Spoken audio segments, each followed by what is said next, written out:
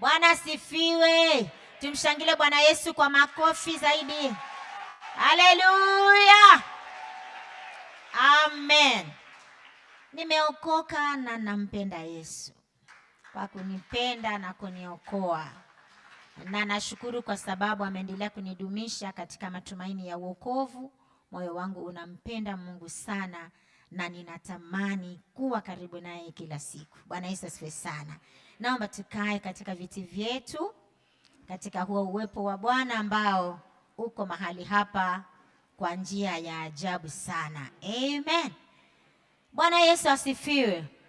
Ninampenda Yesu kwa kunipenda na kunijalia hii neema ya kwamba niitwe mtumishi katika nyumba yake Baba yangu. Amen.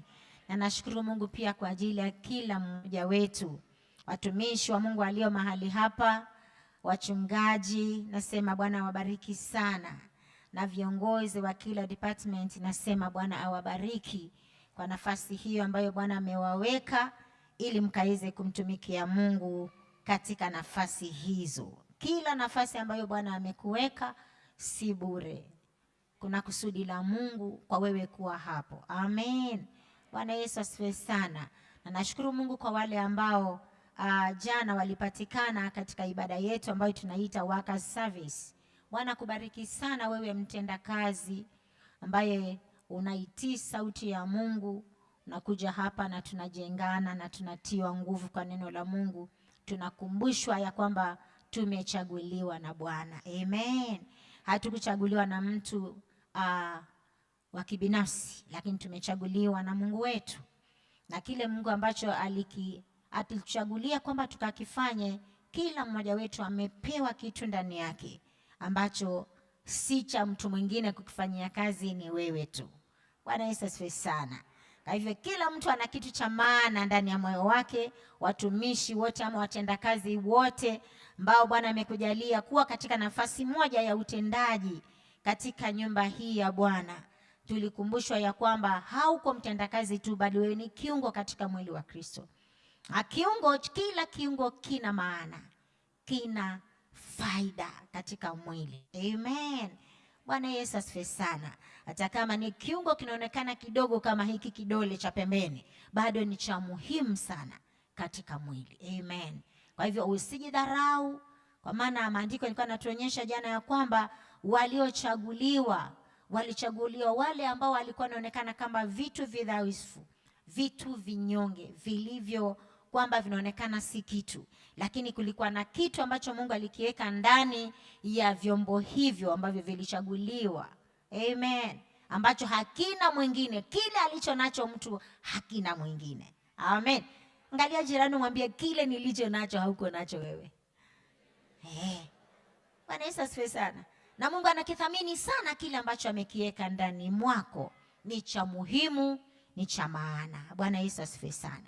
Basi nashukuru Bwana kwa neema hii ambayo amenijalia leo ama amenitunukia ya kwamba nikawe mmoja wa wanenaji katika ibada hii. Bwana Yesu asifiwe sana. Hasa kwa ibada hii Bwana amenielekeza ya kwamba nikapate kushirikiana pamoja na wenzangu kwa neno ambalo amelihimiza ndani yangu katika juma hili. Bwana Yesu asifiwe sana. Na ninaamini Bwana atatubariki utakapolipokea neno hili, utakapolielewa na ukafanye kama vile Mungu amekusudia. Leo wewe utakuwa wakubarikiwa sana. Bwana Yesu asifiwe sana. Kwa hivyo Bwana ni mwema na mwaminifu, ambaye siku baada ya siku ana makusudi mazuri na maisha yetu. Amen. Pokeeni salamu kwa mchungaji Gideon. Nimeongea naye jana jioni, asubuhi na mapema sikupata nafasi, lakini jana jioni tuliongea naye na akasema niwape salamu zake. Yuko bado katika huduma kule Malindi na anawapenda, na anasema anapata nguvu kwa ajili ya maombi ya wateule ambao wanajua wako mahali. Amen. Kwa hivyo pokeeni salamu za mchungaji wetu Gidi, anasalimia kwa jina la Yesu. Amen. Bwana Yesu asifiwe.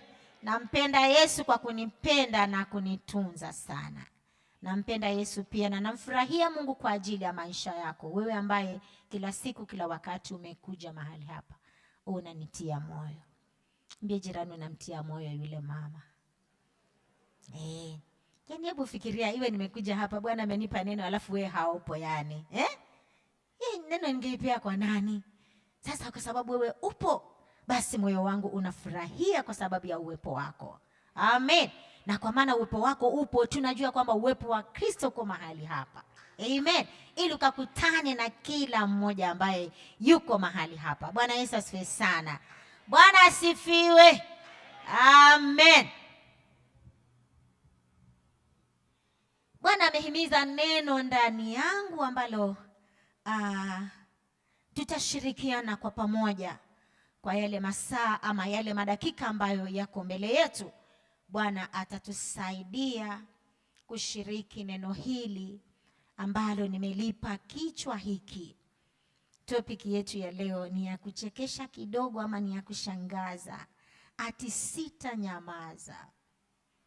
Hiyo ndio ujumbe, ndio kichwa cha ujumbe wetu wa leo. Sitanyamaza. Amen. Sasa tuangalie kwa nini tusinyamaze. Amen. Tusome kitabu cha Yeremia mlango wa 33 mstari wa 1 hadi mstari wa 3. Hapo nabii alikuwa anazungumza akiwa ametumwa na Bwana kusema na wana wa Israeli. Na ikiwa alisema nao siku hizo, hata leo pia anasema nasi. Kwa maana Mungu siku zote neno lake ni jipya kwetu na lina maana katika maisha yetu na ni la muhimu sana katika maisha yetu kama wana wa Mungu, kama tunaoitwa kwa jina la Bwana. Neno hili ni muhimu sana kwetu. Bwana Yesu asifiwe sana. Naomba mchungaji Kiambi awe na chombo cha kupazia sauti, anatusaidia kusoma kitabu hicho cha Yeremia 33. Tunasoma mstari wa 1 hadi mstari wa 3 na Mungu atatusaidia. Tena neno la Bwana likamjia Yeremia mara ya pili, alipokuwa akali amefungwa katika uwanda wa walinzi, kusema, Bwana alitendaye jambo hili, Bwana aliumbaye ili alidhibitishe, Bwana ndilo jina lake, asema hivi, niite nami nitakuitikia, nami nitakuonyesha mambo makubwa magumu usiyoyajua. Amen. Wacha tuombe kwa hili neno. Baba, katika jina la Yesu tunakushukuru kwa ajili ya neno hili ambalo mmelifunua kwetu asubuhi ya leo ama mchana wa leo. Tunakushukuru kwa sababu unakusudi na maisha yetu. Kupitia neno hili Bwana, Roho wako Mtakatifu ataendelea kutusaidia ili tukapate kukuita kwa sababu ya mambo ambayo yako mbele yetu, ambayo yako katika taifa letu. Neema hiyo Bwana utaiachilia kwetu mchana wa leo. Katika jina la Yesu hatutakuwa wa kunyamaza, kwa maana wewe Mungu unasema tukakuite. Asante Bwana, kwa maana unakitumia kinywa changu kama kinywa chako kwa watu hawa, katika jina la Yesu Kristo. Na Roho Mtakatifu utalifunua neno hili ndani ya mioyo ya kila mmoja wetu, tukapate kuelewa yale ambayo Mungu umeyakusudia kwetu, ndiposa tukayatende, kwa maana unatuagiza Bwana, na agizo lako ni amina kwa yule ambaye analiamini. Asante Bwana, achilia neema hiyo ya kuelewa katika moyo wa kila mmoja wetu. Kila nafsi iliyo mahali hapa Bwana, Roho wako atalifuatilia neno tukapate kulielewa, ndiposa likatende kusudi lako maishani mwetu. Pokea heshima na utukufu, maana nakitumia kinywa changu Bwana kama kinywa chako katika ibada hii, ili wewe ukanene nasi na ukatutie nguvu na ukatusaidie Bwana. Roho wako ataendelea kunena ndani ya mioyo yetu kupitia neno hili. Asante maana uko kati yetu na ukatusaidie. Kwa jina la Yesu tumeomba tukiwa na imani. Amen. Bwana Yesu asifiwe. Bwana asifiwe. Hapa tuna neno hili ambalo Mungu alilizungumza akipitia kinywa cha nabii Yeremia, akisema ya kwamba tena neno la Bwana likamjia Yeremia mara ya pili, kuonyesha kuna mara ingine neno hilo lilikuwa limemjia kama hilo tu. Bwana Yesu asifiwe sana. Na hapa tena limemjia tena akisema ya kwamba limemfikia mara ya pili, ya kwamba yule Bwana alitendaye jambo hili ama aliyelifunua jambo hili ni Mungu ambaye anasema ya kwamba tukamuite naye atatuitika. Bwana Yesu asifiwe sana.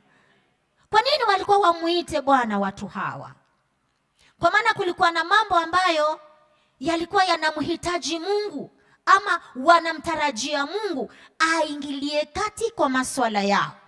Bwana Yesu asifiwe sana. Ndiposa hapa neno la Mungu linamjia Yeremia akiwaambia yule Mungu alitendaye jambo kama hili, huyo ndiye Mungu ambaye anasema tumuite naye ataitika. Bwana Yesu asifiwe sana. Bwana asifiwe.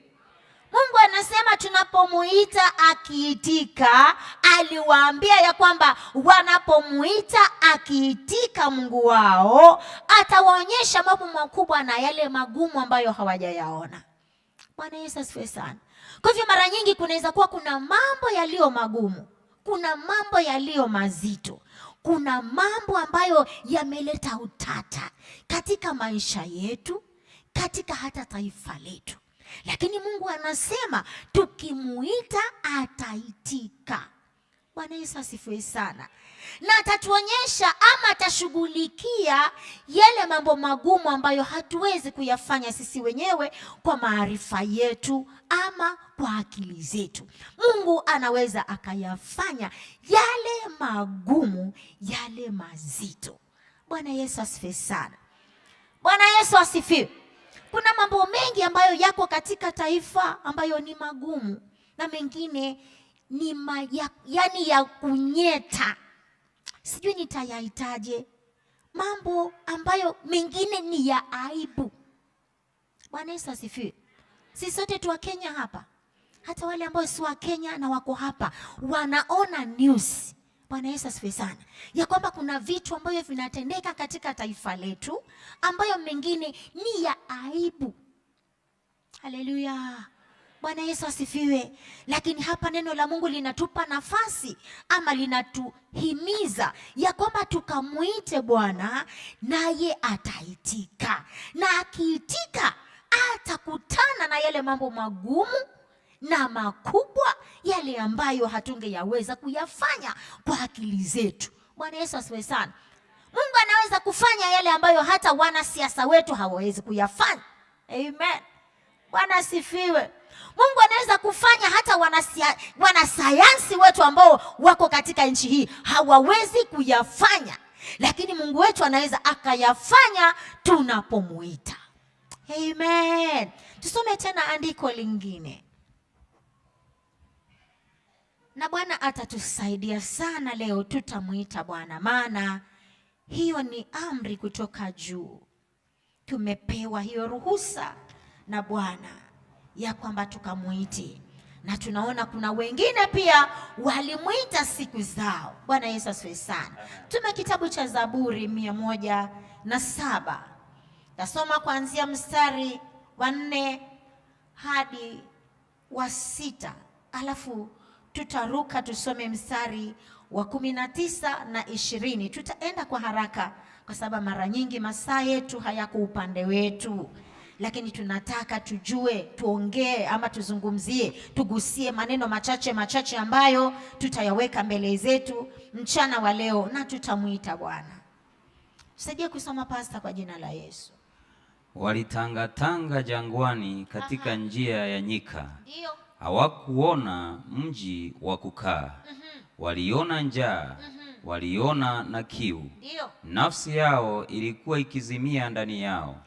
Wakamlilia Bwana katika dhiki zao. Ndio. Akawaponya na shinda zao.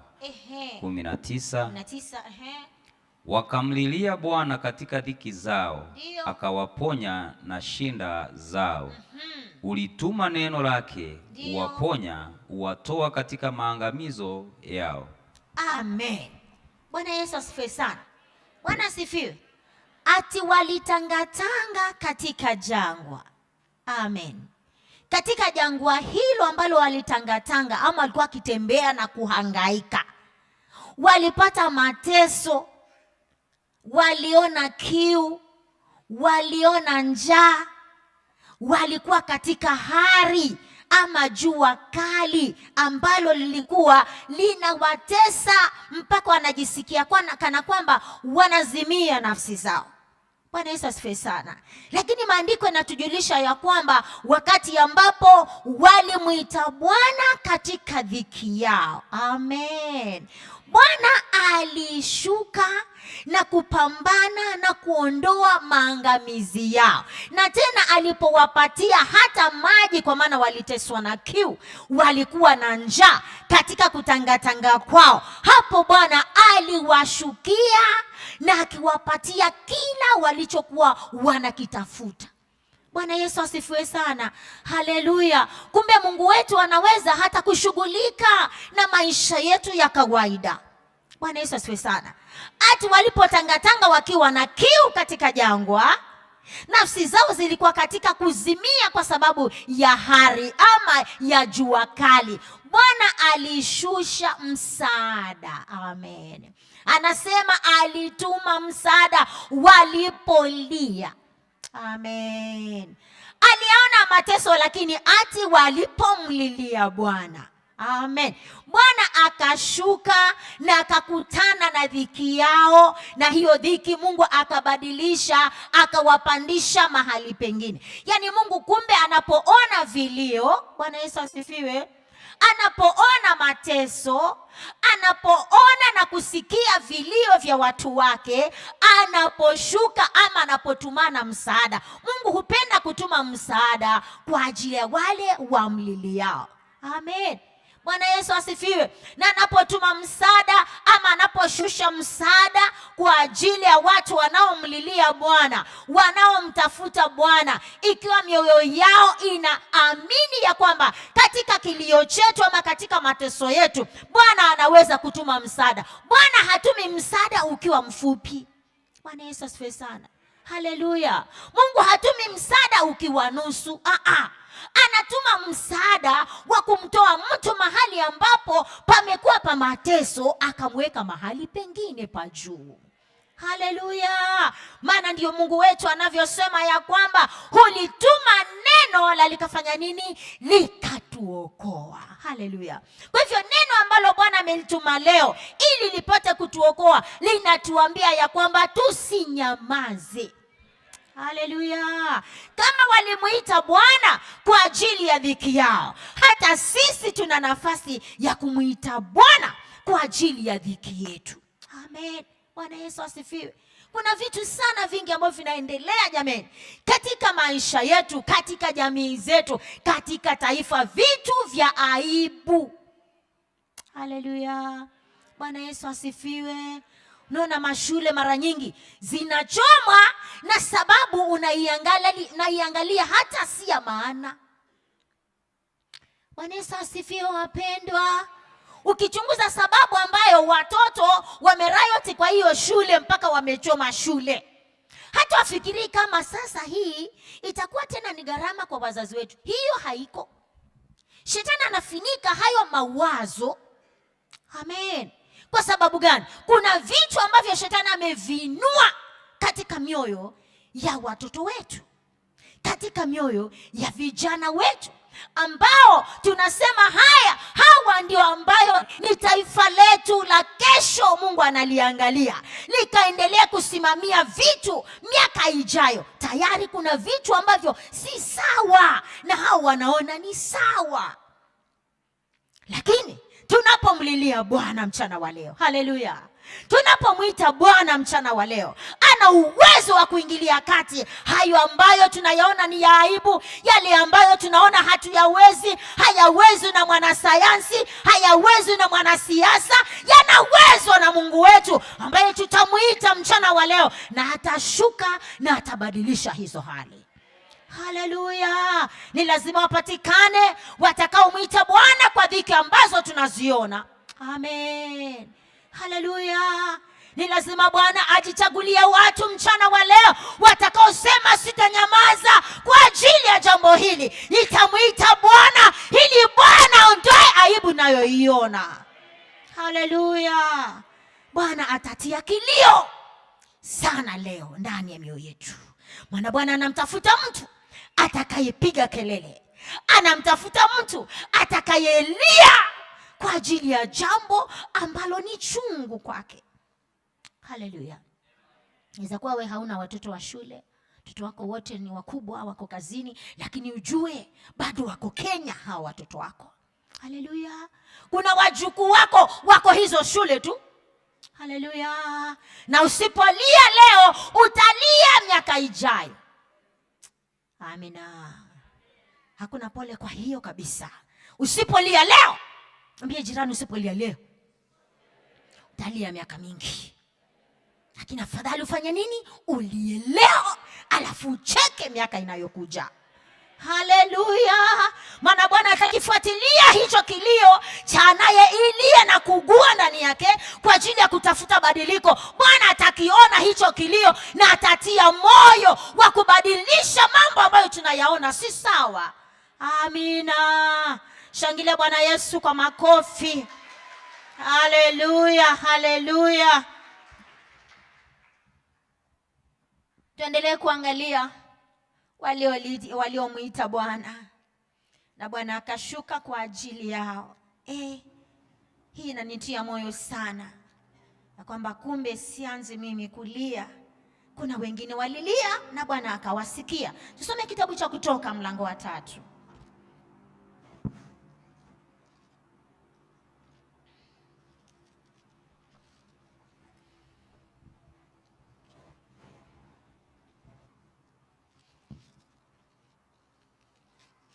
Mlango wa 3 tutasoma kuanzia mstari wa 7 hadi mstari wa 9. Katika maandiko haya ambayo tunayajua tu, lakini hayo maandiko tunayoyajua ndio Bwana ametia moyoni mwetu ya kwamba tukayashiriki ili tukaone kile Mungu alikifanya na wenzetu siku za kale. Na kwa maana huyo Mungu hajabadilika, aliyesikia vilio vya wale wengine anaweza kusikia cha kwetu leo. Na Bwana abadilishe hali ambazo tunaziona za aibu kwetu, za uchungu kwetu. Soma kuanzia mstari wa 7 pasa hadi mstari wa 9 na Bwana atatusaidia. Bwana akasema, hakika nimeyaona mateso ya watu wangu walioko Misri, nami nimekisikia kilio chao kwa sababu ya wasimamizi wao, maana na yajua maumivu yao. Ndio. Nami nimeshuka ili niwaokoe na mikono ya Wamisri, niwapandishe kutoka nchi ile hata nchi njema, kisha pana nchi ijayo maziwa na asali, hata mahali pa Makaanani na Mkaanani na Muiti na Muamori na Mperezi na Muivi na Muyebusi.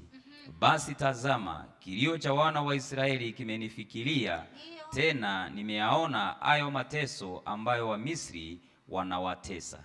Amen. Bwana Yesu asifiwe. Bwana asifiwe.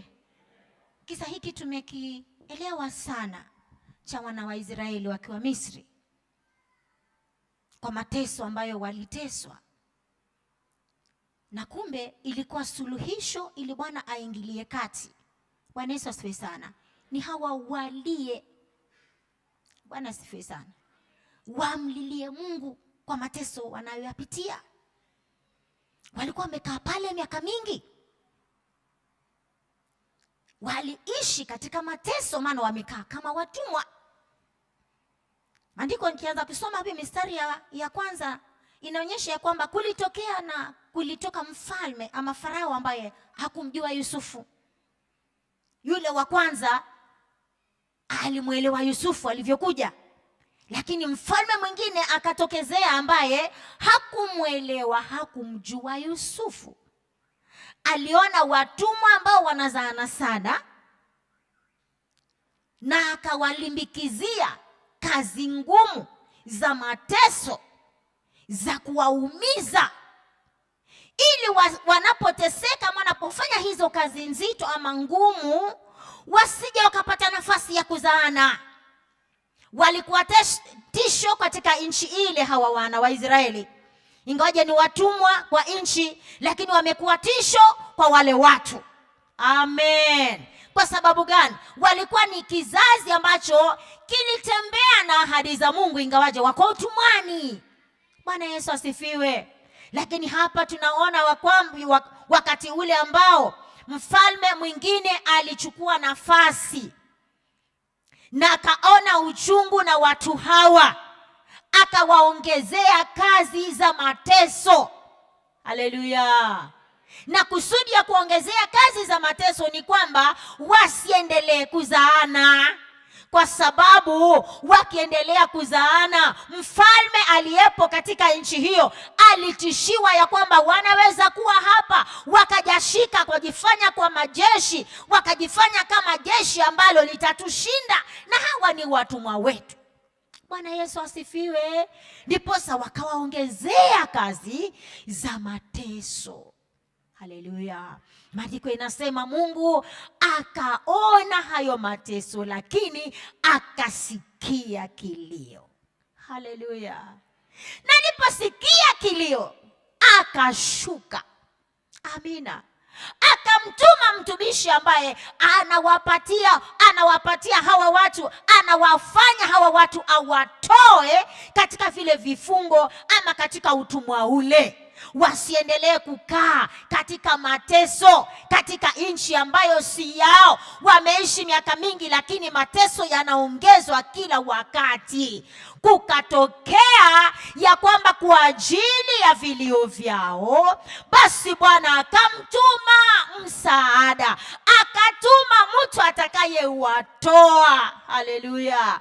Atawapitisha tena katika nchi za watu ambao wangetaka kupigana nao, lakini kwa sababu wana msaada wa Mungu wao ambayo alikuja kwa ajili ya vilio vyao, walipitishwa katika miji na nchi ambazo zina watu wenye nguvu kuwashinda. Lakini Mungu akawatetea. Kwa sababu gani? Alisikia kilio chao. Haleluya. Bwana Yesu asifiwe. Bwana anaweza kutusikia leo. Haleluya. Si aone tu mateso, lakini asikie kilio cha Mkenya, asikie kilio cha mteule. Amen. Ambaye mahali hapa kufanya kazi hapewi freedom vizuri. Amen. Mahali pake pa kufanya kazi hata hawezi kupandishwa kwa sababu ni mlokole. Haleluya. Lakini leo akimwita Bwana ataingilia kati kwa hali yake, ili Bwana akakupitishe na kuweke mahali panapofaa katika ile kampuni ambayo Bwana amekuweka kwa makusudi yake, ili watu akamwone Mungu wako wakati utamuita leo kwa machozi. Haleluya. Bwana anatafuta wanaopiga kelele mbele za Bwana, wanaolia mbele zake, watakaomuita kwa moyo wote, watakaomuamini kwa mambo makubwa ambayo Bwana ameyasema, ya kwamba tukimuita Bwana atatuonyesha mambo makubwa na yale magumu ambayo hatujayaona. Bwana anatafuta mtu atakayelia leo. Haleluya. Bwana akikupa hiyo nafasi, kama mimi ninaiona Bwana amenipa hiyo nafasi ya leo, hakika sitaipoteza. Amen. Sitaipoteza hii ya leo, nitaitumia kwa maana Bwana anaitazamia zaidi. Bwana Yesu asifiwe sana. Na nitakapomuita Bwana leo atashughulika na yale ambayo yalikuwa yananishinda, ambayo siyawezi. Bwana atashughulikia, maana ana nguvu za kupambana na kila hali ambayo siwezi kwa nguvu zangu. Bwana Yesu asifiwe sana. Bwana aliposhuka kwa ajili yao hao waliougua, haleluya, alitoa msaada na akawatoa katika mateso, akawapeleka mahali pa juu, kwa maana Mungu ana mawazo ya kukuinua wewe nafasi nyingine ya juu, lakini anataka kusikia unavyomuita na unavyomuelewa ya kwamba nikilia Bwana atasikia, atashuka na atakutetea. Haleluya! Bwana Yesu asifiwe. Leo tutamuita Bwana. Wacha tuone umuhimu wa kumuita Bwana. Wanaomuita Bwana wanamuita kwa sababu gani? Ama Mungu hufanya nini kwa wale wanaomuita Bwana? Bwana Yesu asifiwe sana. Tusome kitabu cha Isaya 62.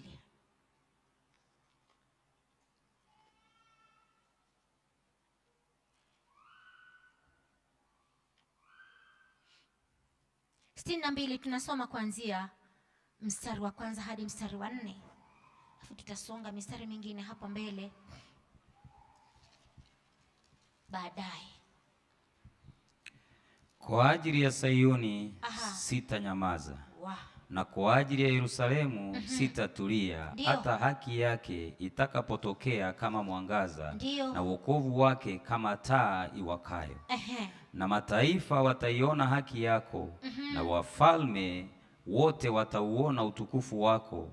Nawe utaitwa jina jipya litakalotajwa na kinywa cha Bwana. Nawe utakuwa taji ya uzuri katika mkono wa Bwana, na kilemba cha kifalme mkononi mwa Mungu wako. Utaitwa tena aliyeachwa, wala nchi yako haitaitwa tena ukiwa, bali utaitwa Efsiba, na nchi yako Beula, kwa kuwa Bwana amekufurahia, na nchi yako itaolewa. Jamani, haya maneno mmeyasikia ama nimesikia peke yangu? Bwana Yesu asifiwe sana.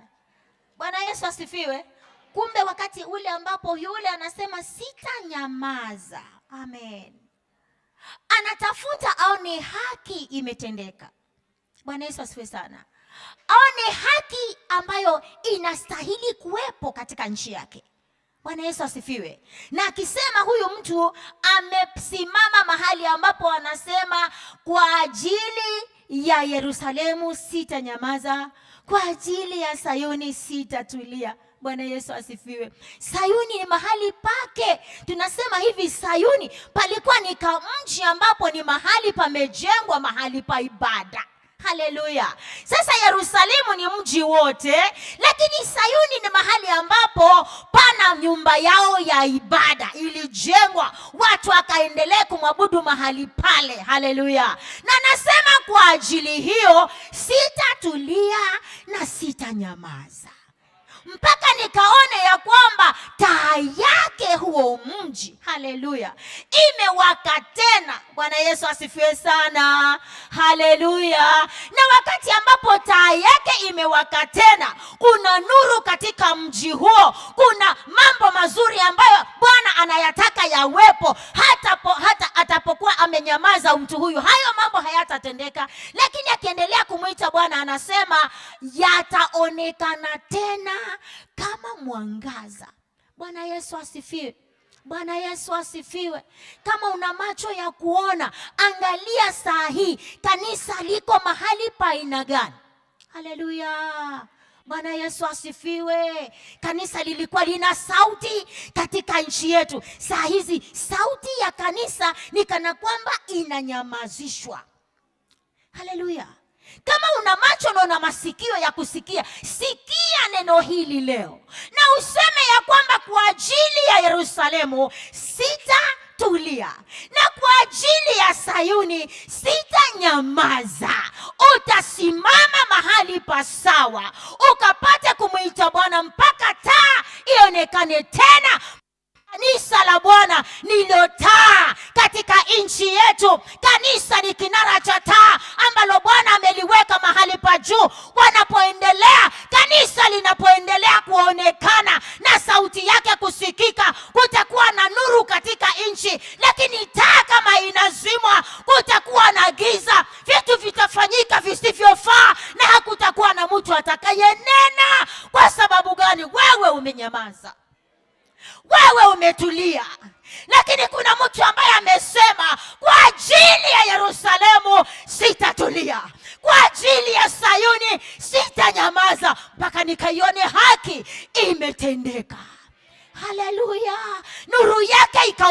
yake tena. Bwana Yesu asifiwe.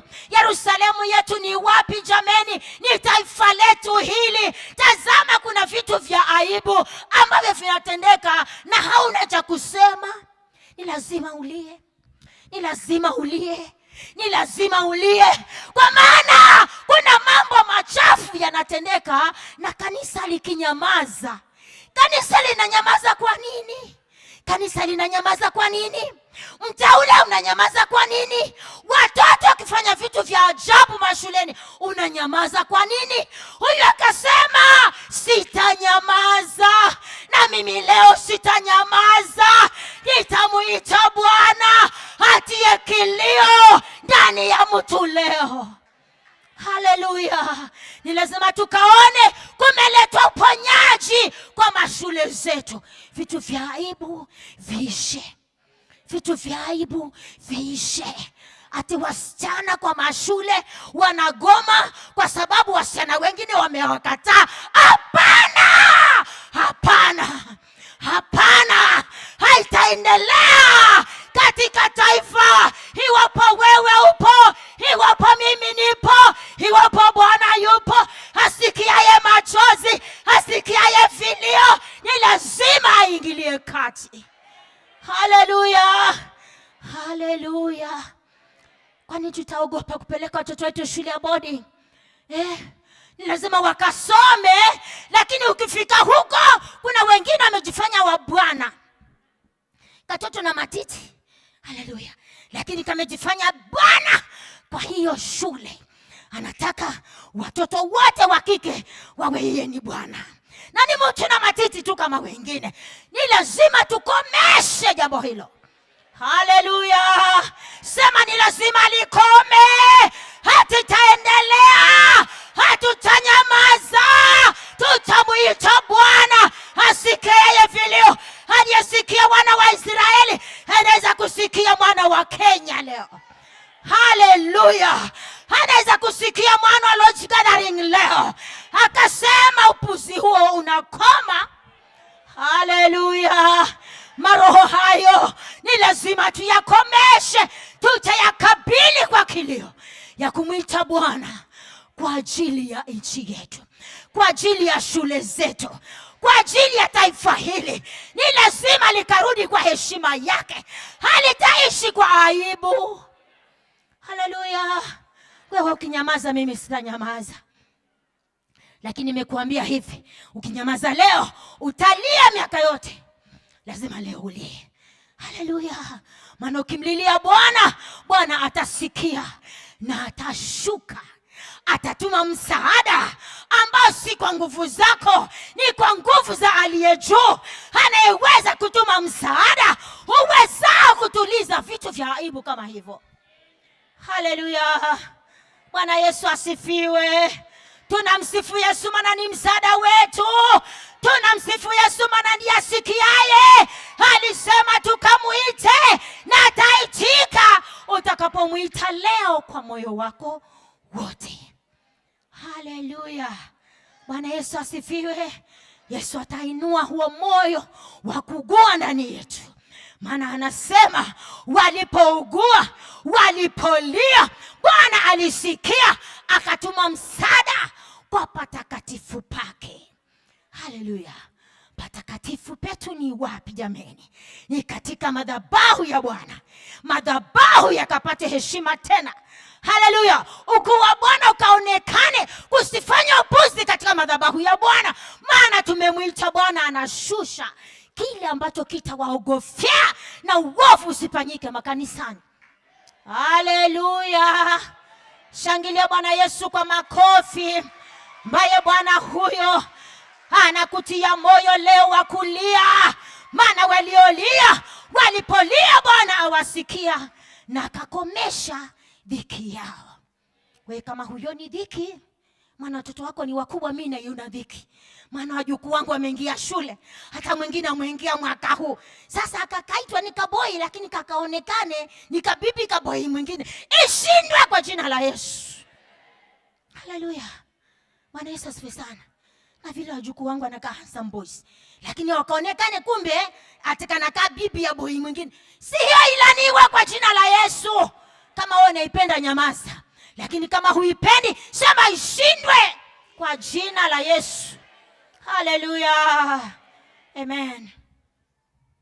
Tutamuita Bwana. Leo tutamuita Bwana. Kwa sababu gani? Ati sisi ni walinzi. Sema sisi ni mlinzi. Sema mimi ni mlinzi. Haleluya. Mungu kumbe anaangalia walinzi wako wapi. Hawako juu, wako duniani. Na ni wewe na mimi. Haleluya. Bwana Yesu asifiwe. Basi silaha moja ya mlinzi ni kupiga kelele. Hiyo nitapiga.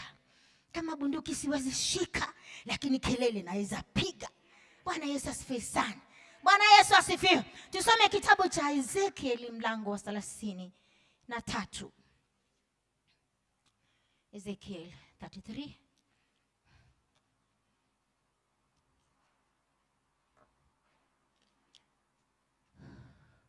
Ndio mstari wa kwanza hadi mstari wa 3. Tarukaruka maana nataka tufanye haraka. Tusipoteze muda bila kuomba. Tusome kuanzia mstari wa kwanza na mstari wa 3. Alafu turuke tusome mstari wa 6 na wa 7 na tutamalizia hapo, na Bwana atatusaidia. Leo atatia machozi ndani ya macho ya mtu ambaye hata nyanya yake alipokufa hakulia, alikausha, lakini leo Bwana atatia machozi. Amen. Haleluya. Tusaidie kusoma pasta. Za mstari wa kwanza hadi wa 3, alafu uruke some mstari wa 6 na wa 7. Neno la Bwana likanijia kusema, mwanadamu, sema na wana wa watu wako uwaambie, hapo nitakapoleta upanga juu ya nchi, watu wa nchi hiyo wakimtoa mtu mmoja miongoni mwao na kumweka awe mlinzi wao, ikiwa aonapo upanga unakuja juu ya nchi hiyo, apige tarumbeta na kuwaonya watu, basi mtu malizia mstari wa 3, tuende mstari wa 6. Bali mlinzi akiona upanga unakuja, kama apigi tarumbeta, wala watu hawakuonywa, na upanga ukaja ukamuondoa mtu awaye yote miongoni mwao, ameondolewa huyo mtu katika uovu wake, lakini damu yake nitaitaka mkononi mwa mlinzi huyo. Mstari wa 7, basi wewe mwanadamu, nimekuweka kuwa mlinzi kwa nyumba ya Israeli, basi ulisikie neno hili kinywani mwangu, ukawape maonyo yangu. Amen. Bwana Yesu asifiwe. Bwana asifiwe. Mungu anazungumza hapa na nabii Yeremia, kimwonyesha vile ambavyo nchi inaweza kuwa imepata shida. Sasa yeye anasema watu wa huo mji ikiwa kumepatikana shida, wainue mtu mmoja ama mamweke mtu awe mlinzi kwa ajili yao. Sasa mtu huyu kazi yake ni nini? Akae mahali pa juu, akiona watu wenye upanga wakikaribia mji, kazi yake ni kufanya nini? Ni kupiga tarumbeta. Tarumbeta ni kufanya kelele, si ndio? Inapiga baragumu ama tarumbeta, sauti ambayo itasikika katika mji wote. Na anapopiga hiyo tarumbeta, anasema ni kwa ajili ya kuwaonya watu. Bwana Yesu asifiwe sana. Ili wapate kujua ya kwamba kuna hatari inakuja. Na watu wakisikia hiyo tarumbeta ambayo inawaonya ama inawapatia tahadhari ya kwamba kuna hatari, wasipotoroka, watu hao wakifa katika huo upanga, ati damu yao itakuwa juu yao wenyewe. Bwana Yesu asifiwe sana. Haleluya.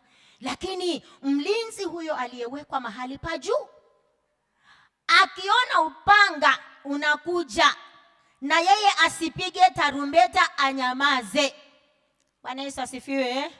Watu wakiangushwa na huo upanga kwa huo mji, wakifa kwa maana upanga umewaelekea, na mlinzi huyo hajapiga kelele, hajapiga tarumbeta kuwaonya watu ati hao watu wakifa kwa huo upanga wa adui, damu ya hao watu itadaiwa mikononi mwa mlinzi huyo. Bwana Yesu asifiwe sana. Maandiko imetuambiaje jameni? Mstari wa 7 ya kwamba basi mwanadamu, sema mwanadamu. Kati yetu tuna wanadamu wangapi? Wanadamu ni wangapi hapa? Sote tu wanadamu Hakuna kalaika. Basi shangilia Bwana kwa maana mwanadamu. Mungu amezungumza kuhusu wewe mwanadamu. Amen. Ati basi wewe mwanadamu, nimekuweka uwe mlinzi. Sema mlinzi. Bwana Yesu asifiwe sana. Mlinzi ambaye kazi yake ni kupiga tarumbeta anapoona adui, anapoona hiyo alama ama ishara ya kitu cha hatari.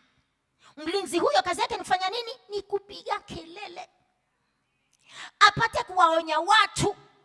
Sasa hapa leo tunapiga hiyo kelele ya kumuita Bwana aingilie kati. Bwana Yesu asifiwe sana. Bwana Yesu asifiwe. Tumuite Bwana kwa ajili ya taifa letu. Amen. Tumuite Bwana kwa ajili ya jamii zetu. Watoto wetu ambao ni hao wanajiita Gen Z, wengine hawasikii kwa maana ni kiroho kimeingia ndani yao. Haleluya. Bwana Yesu asifiwe. Nilikuwa na mmoja katika nyumba wakati ambapo maandamano ziliendelea. Zilikuwa zimeanza. Hata alikuwa sikizi vizuri. Lakini alinishangaza, akaniambia nimeitwa na rafiki yangu mahali, amesema tukatengeneze wimbo kuhusu hii mambo ambayo yamezuka saa hii. Yeye ni mtu wa kuandika mawimbo. Kumbe anaenda kwa hiyo maandamano. Ni mgonjwa kiroho. Kina msukuma aende huko ambako watu wanafanya mambo maovu kiroho. Haleluya. Sasa tusipomwita Bwana, wapendwa, hao watoto unakaa nao kwa nyumba, unakaa na watoto wazuri, unaona ni watoto hawa vizuri, lakini kuna miroho inakaa ndani yao na wewe haujui mpaka utakapomwita Bwana ashughulikie hiyo mioyo yao. Amen. Apambane na hayo maroho ambayo inamdrive kufanya kitu ambacho hakifai. Bwana Yesu asifiwe. Bwana Yesu asifiwe. Ni lazima tumuite Bwana, maana neno la Mungu limetujulisha ya kwamba sisi ni walinzi jameni. Amen. Sema mimi ni mlinzi. Unastahili kusimama na kupiga hiyo tarumbeta. Amen. Hutaita hao vijana barabarani, hata hao wako wenyewe kipiga kelele hawatakuja haraka, lakini kunaye Mungu ambaye atawashukia na ashughulikia hizo hali zao. Haleluya. Lakini kuna wale ambao Bwana amewachagua akisema ya kwamba kwa ajili ya Yerusalemu sitanyamaza. Na Bwana leo anatia hiyo roho kwa kila mmoja wetu hapa ambaye anasema kwa ajili ya Yerusalemu, hiyo ni nchi yangu, na kwa ajili ya Sayuni ambalo hilo ni kanisa la Kenya, Bwana aendelee kutunza moto. Bwana Yesu asifiwe sana. Lazima nuru yake iendelee kuwaka. Amen. Na taa yake inapoendelea kuwaka, hata hakutakuwa na vitu vinavyowanyanyasa, kwa sababu mara nyingi vipo vya kuwanyanyasa. Amen. Bwana Yesu asifiwe. Hebu turudi tena hapo Isaya. Turudi tena hapo Isaya.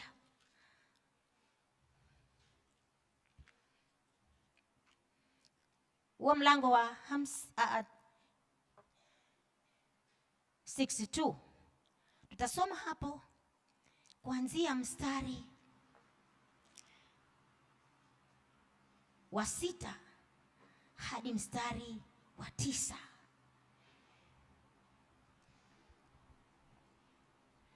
Nimeweka walinzi juu ya kuta zako, Yerusalemu. Hawatanyamaza mchana wala usiku. Ninyi wenye kumkumbusha Bwana, msiwe na kimya, wala msimwache akae kimya mpaka atakapoufanya imara Yerusalemu na kuufanya kuwa sifa duniani.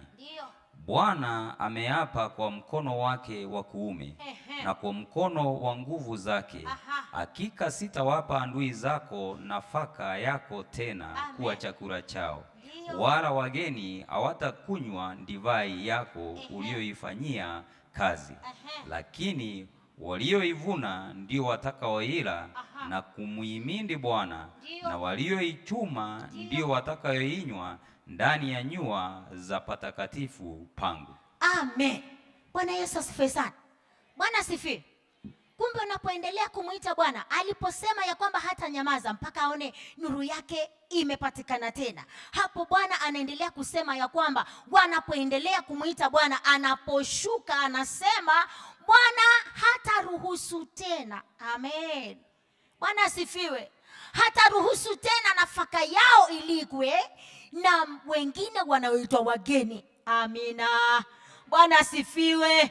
Kuna vitu vingi ambavyo ni haki yako wewe kuvitumia. Amina. Lakini mara nyingi unaona ni haki yako hivi kuwa navyo, lakini haviji ama vinaenda kwa mtu mwingine. Lakini leo napomuita Bwana, mpendwa, Bwana atashughulikia jambo hilo, kwa maana anasema hata ruhusu tena nafaka yako iliwe na mtu mwingine, ama divai yako haitanywewa na adui, haitaliwa na mgeni. Haleluya. Lakini masharti ni haya ya kwamba useme mimi nitamuita Bwana, kwa sababu Bwana unapomuita anashuka anakupatia inayoitwa haki yako. Haleluya. Haki yako hautaipata kwa barabarani ukishika mabango ukisema haki yetu. Haki yako utaipata wakati ambapo utamuita Bwana ambaye anajua haki yako ni hii. Amen. Ataachilia hiyo neema, ataachilia hicho kibali ya yale mambo ambayo umeataabikia wewe uyapokee mikononi mwako, wala si jirani yako. Naomba tusimame. Naomba tusimame.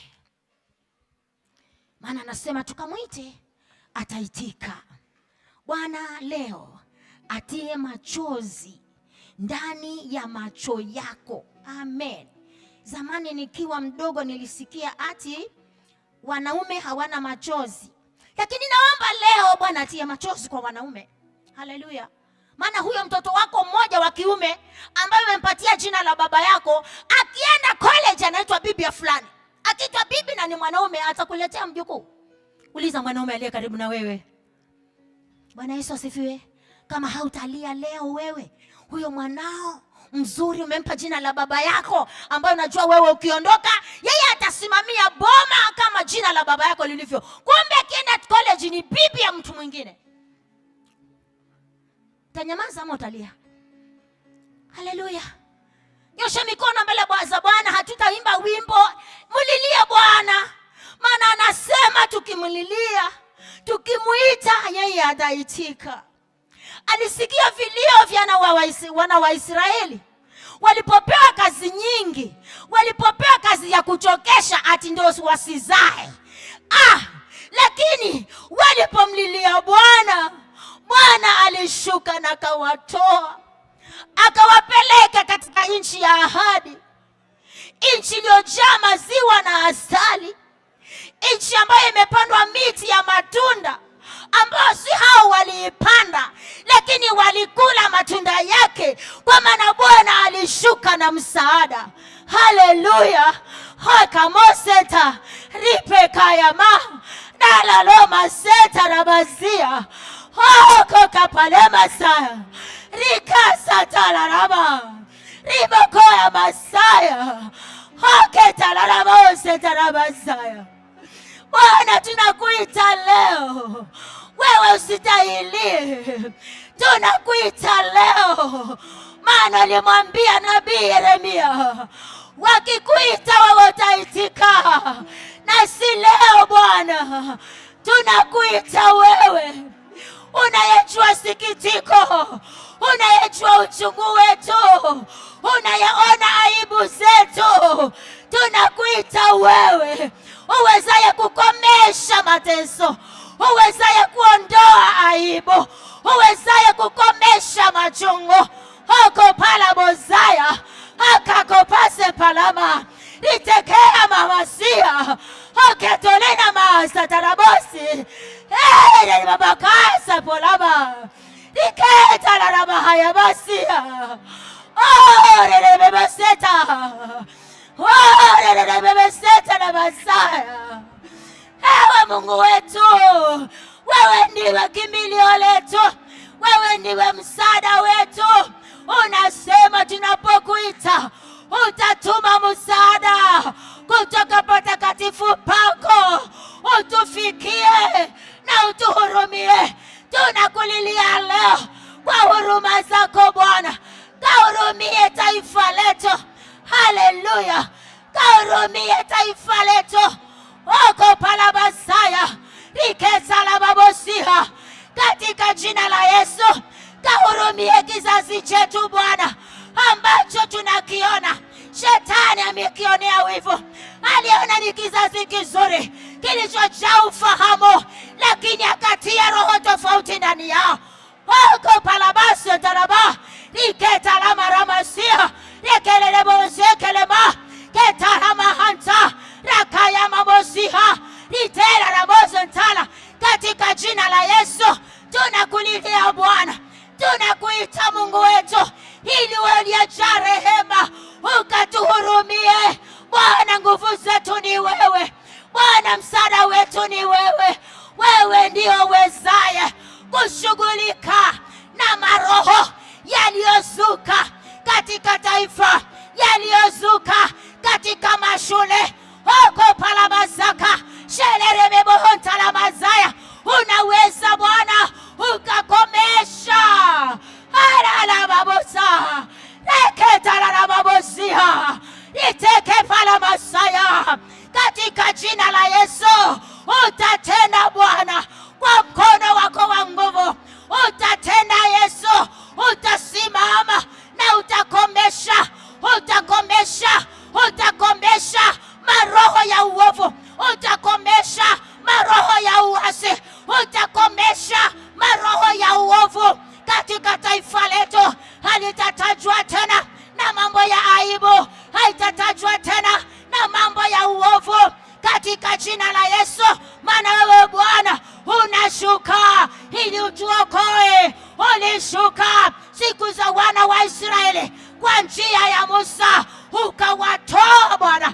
Unaweza wewe, ukashuka ukatutetea, ukatuma msaada wa uponyaji kwa maisha yetu, ukatuma msaada wa ukombozi kwa watoto wetu, ukatuma msaada wa ukombozi kwa mashule zetu. Unaitoa, unaikomesha hiyo roho ya uovu, unakomesha hiyo roho ya uovu katika jina la Yesu. Haitaendelea, tunaikomesha. Tuma neno la ukombozi, tuma neno la uponyaji likaponye, tuma neno la ukombozi likakomboe, tuma neno la ushindi, watoto wetu wakashinde maroho ya uovu katika jina la Yesu. Vijana wetu hawatakuwa wakujengwa, wakupotezwa kwa marisasi, maana Bwana unatuma ulinzi juu ya maisha yao, unatuma ulinzi juu ya maisha yao, unatuma neno liwezalo kuwasaidia katika jina la Yesu Kristo. Haleluya. Oro mama konta basaya warikea mahantaraba.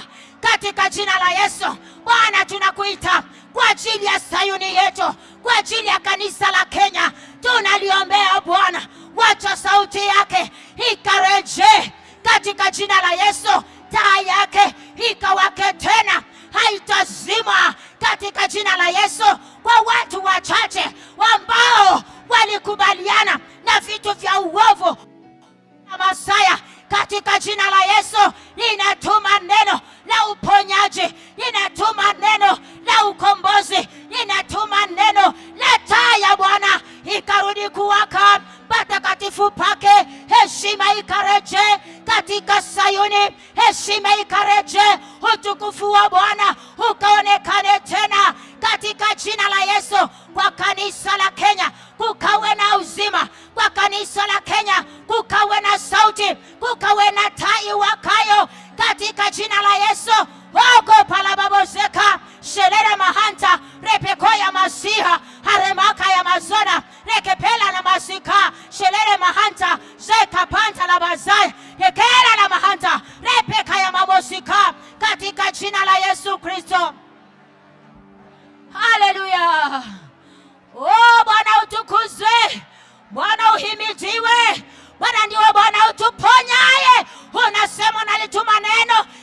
kutuponya. Bwana kalitume neno la uponyaji katika taifa letu. Bwana kalitume la ukombozi katika taifa letu, katika jina la Yesu.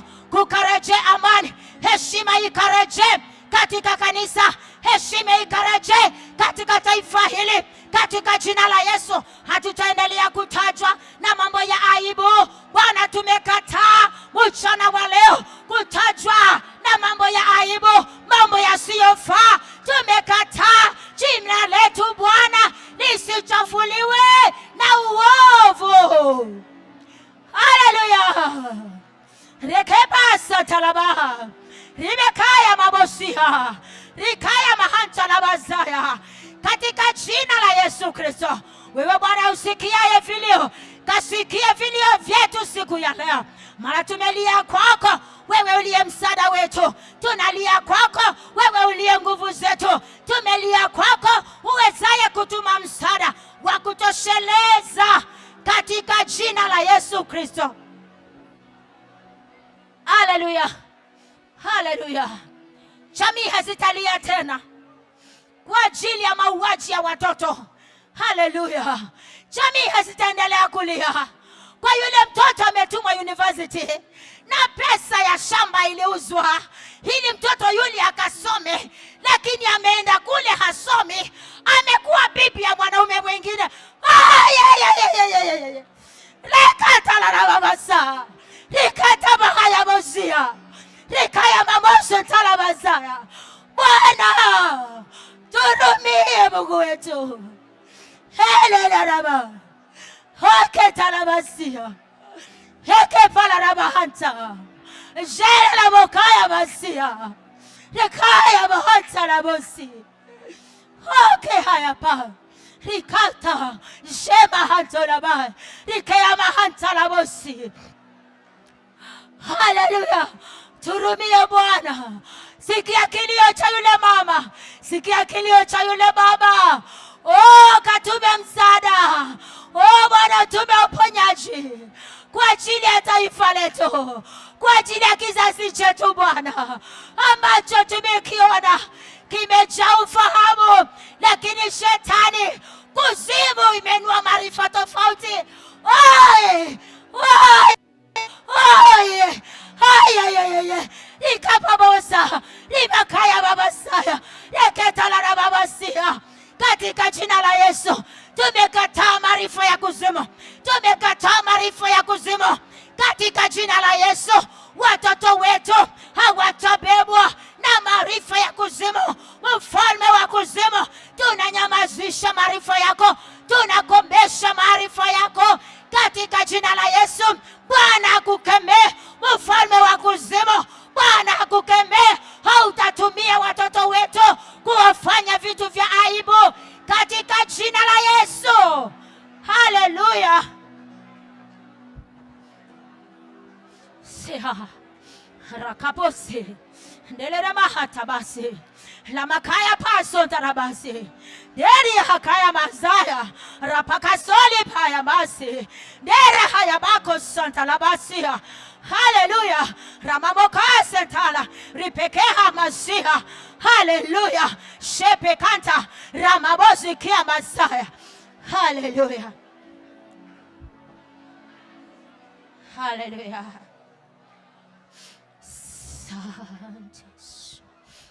Haleluya, haleluya. Haleluya.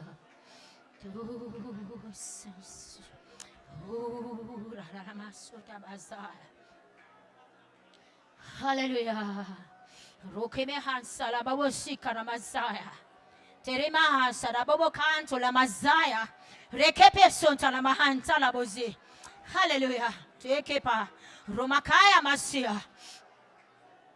Haleluya. Santis. Usikiaye maombi, ujibuye kwa moto.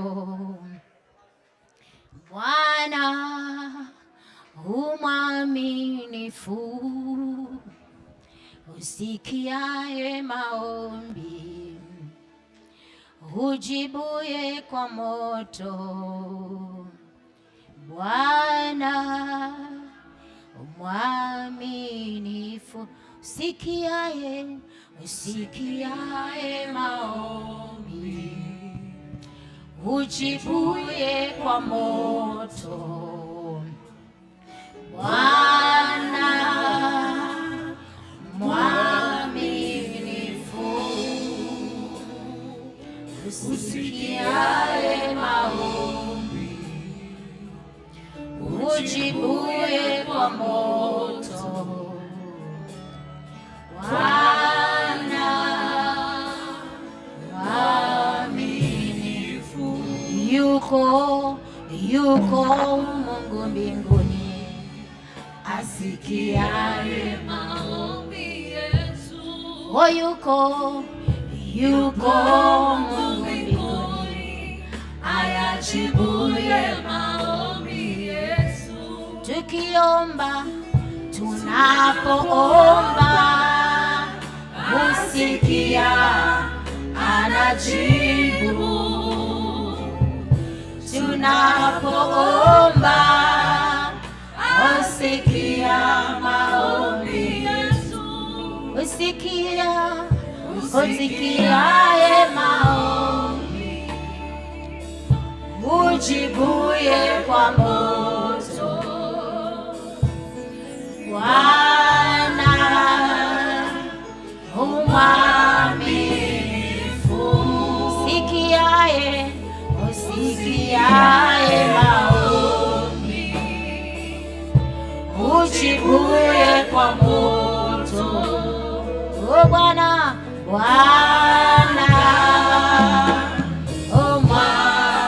mwaminifu. Asante Bwana kwa uaminifu wako, kwa upendo wako juu ya maisha yetu. Sante kwa rehema zako Bwana, ambapo Bwana umeziachilia kwetu, kwamba unapotuona Bwana katika taifa hili, unaziona rehema zako, unaona damu yako Kristo iliyomwagika kwa ajili yetu, na kwa ajili ya damu hiyo Bwana, tuna nafasi ya kukukaribia Mungu, tukiomba neema, tukiomba rehema, tukiomba Bwana neema hiyo ukaiachilie kwetu katika jina la Yesu. Na kwa rehema zako Bwana, utarehemu taifa la Kenya, utarehemu jamii ya Wakenya, kwa maana tumekulilia ewe Bwana, na walipokulilia katika dhiki zao, wewe ulisikia ukatuma msaada. Na si leo Bwana tumekulilia katika dhiki hii ambayo tunaiona, na wewe Bwana unatuma msaada, unatuma uponyaji kwa ajili ya maisha yetu, unatuma msaada Bwana kwa ajili ya ile jamii, unatuma msaada kwa taifa hili Bwana, na unatuma uponyaji kwa ajili ya kila jamii ya taifa hili katika jina la Yesu. Kama tulivyokulilia leo Bwana, tumeamini ya kwamba Bwana kilio chetu kimefika kwako, na unatuma msaada, na umetuma uponyaji, na unaleta utulivu Bwana, maana unaleta badiliko katika maisha yetu, unatuma badiliko, unaachilia badiliko Bwana katika shule zetu. Kutakuwa na uponyaji katika jina la Yesu. Vitu tulivyosikia Bwana, tumesema ya kwamba tuvisikie tena, tusije tukavisikia tena, maana kilio chetu kimefika kwako, na umetuma msaada, umetuma uponyaji, unatuma ukombozi kwa maisha yetu, kwa watoto wetu, katika jina la Yesu Kristo.